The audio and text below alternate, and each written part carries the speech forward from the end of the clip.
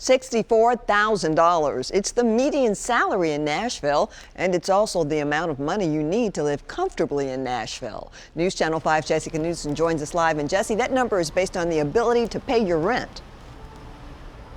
Yeah, and the average cost for a two-bedroom apartment here in Nashville is about $1,500 according to Smart Asset.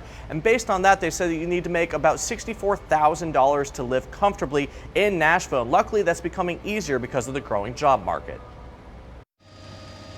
Everywhere you look in Nashville, you see growth, whether it be cranes, brand new buildings, or simply more people. The growth has been really spectacular. Andrew Borchers with Lipscomb University says the growth the city has experienced has changed the landscape of living in Nashville. It's an overall good story, a growth story, certainly much more encouraging than being in a downward cycle as some cities are. According to 24/7 Wall Street, in the last 5 years, Nashville's population has grown by nearly 10%. And in that time, the number of jobs has increased by more than 22%, bringing nearly 200,000 more jobs to Nashville, with professional and business services making up the biggest chunk of that growth. But with the increase in people and jobs, the cost of living has also gone up.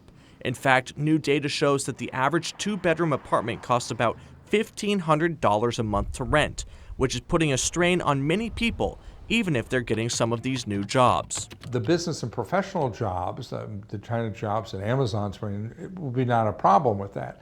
But then we also have a lot of service industry jobs that don't pay as well. Living in Nashville is also a struggle for recent college grads. First of all, many of them are burdened with student debt. That means it's harder to buy a home, so they're forced into the rental market and forced to compete with people who are already established in their industries. It's a very different world than their parents and grandparents experienced.